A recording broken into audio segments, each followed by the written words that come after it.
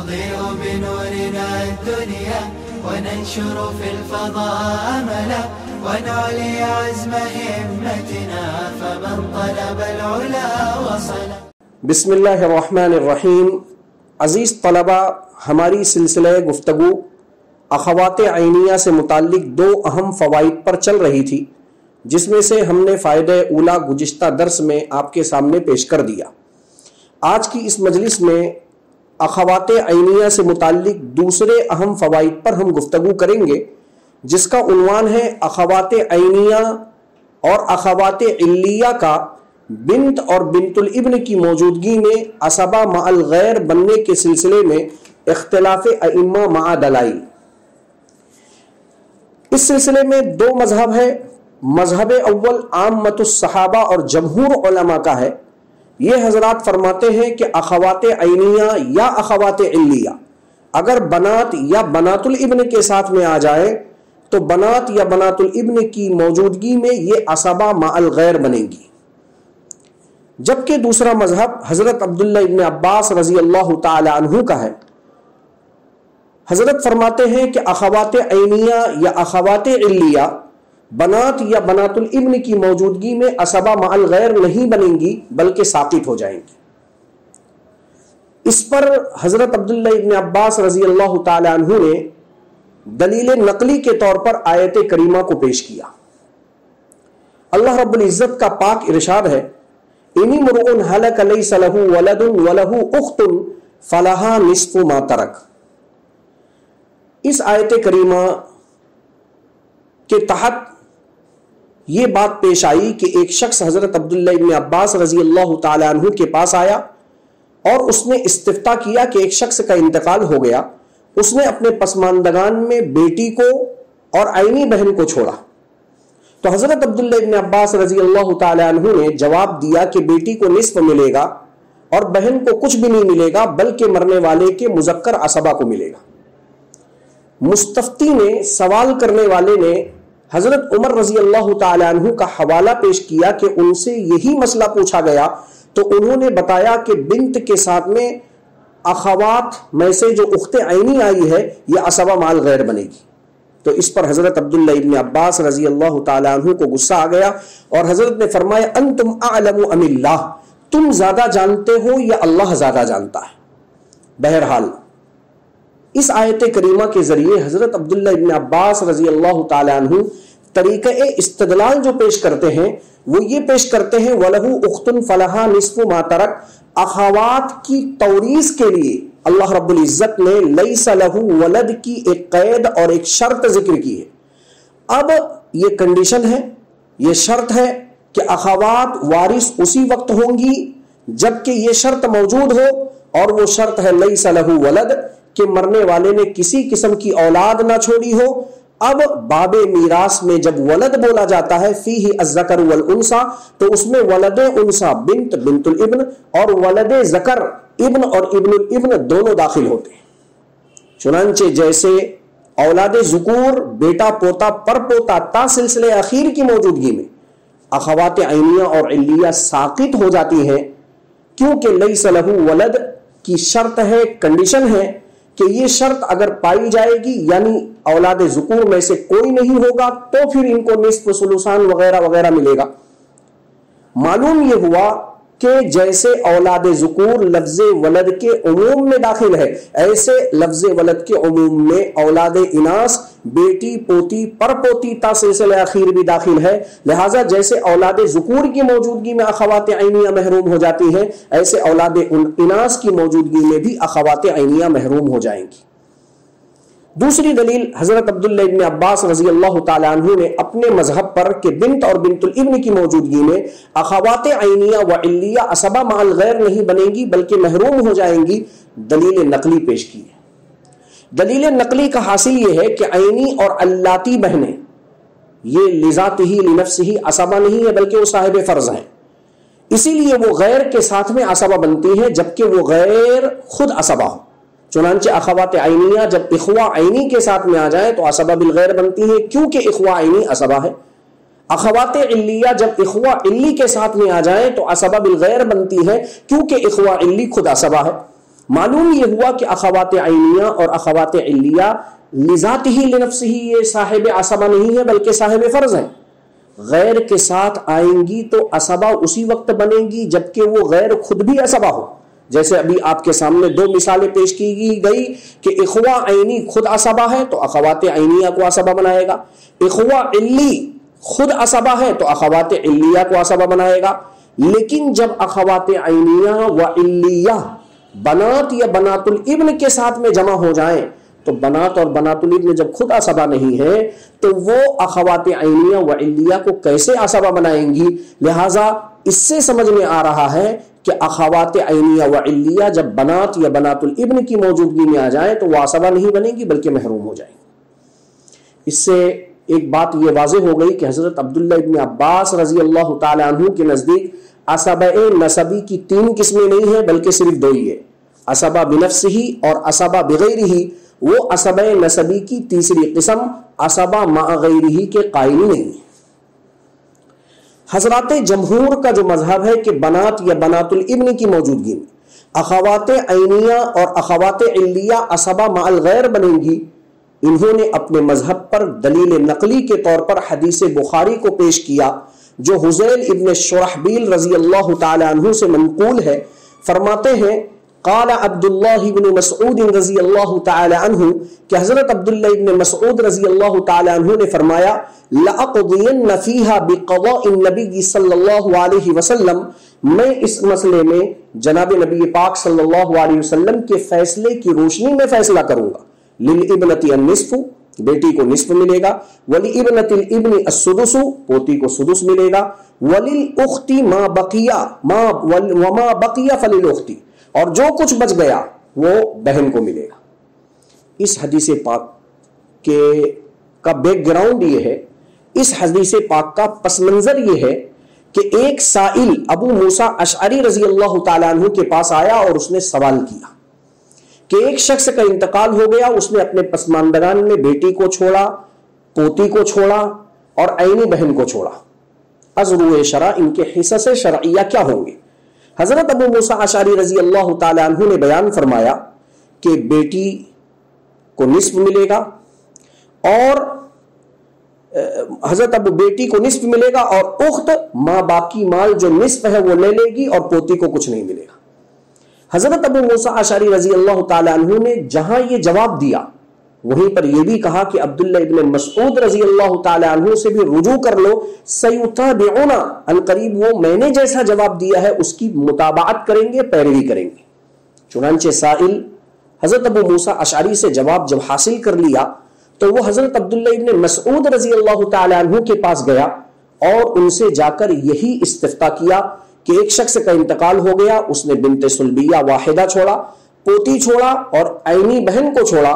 تو حضرت عبداللہ ابن مسعود رضی اللہ تعالی عنہ نے جواب دیا کہ میں اس مسئلے میں خود سے کوئی فیصلہ نہیں کروں گا، میں نے جیسے جناب نبی پاک صلی اللہ علیہ وسلم کو فیصلہ فرماتے ہوئے سنا ہے ویسے ہی میں فیصلہ کروں گا. چنانچہ فرمایا بیٹی کو نصف ملے گا، پوتی کو سلوسان مکمل کرتے ہوئے سدس یعنی چھٹا حصہ ملے گا، وما بقی فللأخت، اور جو کچھ بچ جائے وہ بہن لے لے گی. اب اس حدیث پاک کے اندر جو فیصلے نبوی کی روشنی میں فیصلہ کیا گیا، آپ حدیث پاک کا آخری ٹکڑا دیکھ رہے ہیں جس میں حضرت عبداللہ ابن مسعود رضی اللہ تعالیٰ عنہ فرما رہے ہیں وما بقی فللأخت، بیٹیوں کو دینے کے بعد جو کچھ بچ جائے وہ بہن لے لے گی. تو بہن جو کچھ بھی لے گی بیٹیوں کو دینے کے بعد ان کے فرضیت سے حصہ لینے کے بعد جو بچا ہوا مال ہے بہن کو جو دے رہے ہیں وہ عصوبت کی وجہ سے دے رہے ہیں. تو وما بقیہ فللأخت جو یہ بخاری کی روایت ہے، اس روایت کے آخری ٹکڑے سے عصبہ مع الغیر کا ثبوت ہو رہا ہے. یہ حضرات جمہور کی دلیل ہے جو آپ کے سامنے پیش کر دی گئی.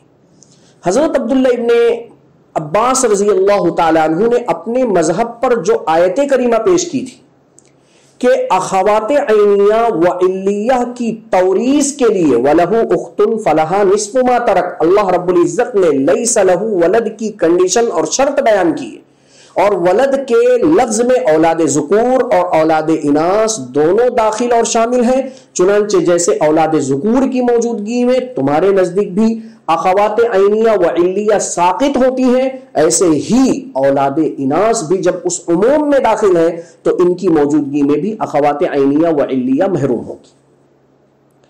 इस दलील नकली के दो जवाब दिए जा सकते हैं। पहला जवाब अल जवाब अला उसलूबी तरक्की। लैसा लहू वलद में जो लफ्ज वलद है, हमें तस्लीम ही नहीं है कि लफ्ज वलद के उमूम में औलाद ज़ुकूर और औलाद इनास दोनों दाखिल और शामिल है। यहां बिल इजमा वलद से सिर्फ औलाद ज़ुकूर मुराद है, औलाद इनास नहीं मुराद है। और इस पर करीना आयत करीमा का ये टुकड़ा है, वहुवा यरिसुहा इल्लम यकुल लहा वलद। भाई अपनी बहन का वारिस होता है जबकि बहन ने अपने पीछे औलाद ना छोड़ा हो। अब भाई का अपने बहन के वारिस होने की दुनिया मीरास में दो सूरतें हैं।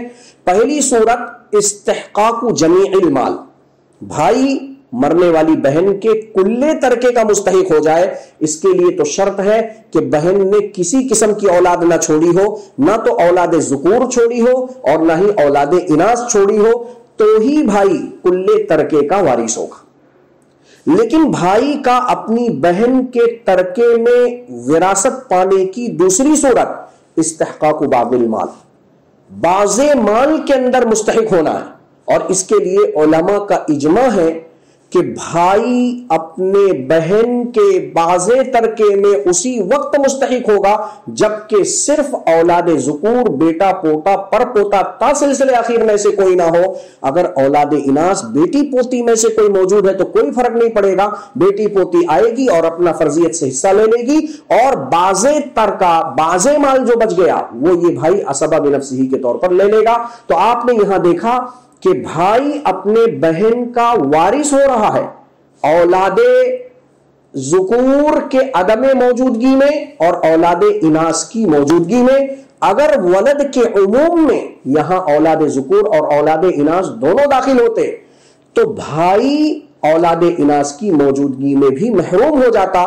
चुनांचे जैसे भाई अपने बहन के तरके से हिस्सा लेता है और उसकी दो सूरतें हमने आपके सामने जिक्र की, यहां भी आप देख सकते हैं कि बहन जो मर रही है, बहन के हिस्सा लेने की भी यहां दो सूरतें होंगी। यानी बहन या तो कुल्ले तरके की मुस्तहिक होगी या फिर बरसबीले असबा मअल गैर, यानी बहन फर्जियत से या तो पाएगी या बरसबीले असबा मअल गैर के पाएगी। बहन के फर्जियत से हिस्सा लेने के लिए निस्फ या सुलुसान से हिस्सा लेने के लिए जरूरी है कि किसी किस्म की औलाद ना हो। अगर औलाद ज़ुकूर या औलाद इनास में से किसी किस्म की औलाद नहीं है तब तो वलहु उख्तुन फलहा निस्फु मा तरक। अखवात के लिए कुरान करीम ने जो फुरूज बयान किए हैं, जो हिस्स और सिहाम बयान किए हैं, वो बहनों को मिलेगा। मालूम ये हुआ बहनों का फर्जियत से हिस्सा लेने के लिए कंडीशन है, शर्त है कि औलाद ज़ुकूर भी ना हो और औलाद इनास भी ना हो। लेकिन अगर बहन मुस्तहिक हो रही है बरसबीले असबा मअल गैर के तो उसके लिए सिर्फ एक कंडीशन है और वो कंडीशन और शर्त ये है कि औलाद ज़ुकूर में से कोई ना हो। अगर औलाद इनास में से कोई है तो बहन के हिस्सा लेने में कोई फर्क नहीं आएगा, औलाद इनास आएगी और वो अपना फर्जियत से हिस्सा लेगी। जो बच जाएगा वमा बकिया फलिल उख्ती वो अखवात ले लेगी। ये हो गया जवाब अला उसलूबी तरक्की। दूसरा जवाब अल जवाब अला उसलूबी तनज़्ज़ुल। चलो मान लेते हैं कि लैसा लहू वलद में जो वलद का लफ्ज है इसके उमूम में वलद ज़ुकूर, बेटा पोता पर पोता भी शामिल और दाखिल है, और वलद इनास, बेटी पोती पर पोती भी इसमें दाखिल है, हमने मान लिया थोड़ी देर के लिए। लेकिन इसके बावजूद भी आयत करीमा से अखवात ऐनिया और अखवात इल्लिया का महरूम होना साबित नहीं होगा। ज्यादा से ज्यादा यह साबित होगा कि अगर किसी भी किस्म की औलाद है, चाहे औलाद ज़ुकूर हो या औलाद इनास हो, तो बहनें साहिब फर्ज नहीं होगी। जरा यहां गौर करें आप कि लैसा लहू वलद के बाद कुरान करीम ने बहनों की फर्जियत वाली हालत का जिक्र किया।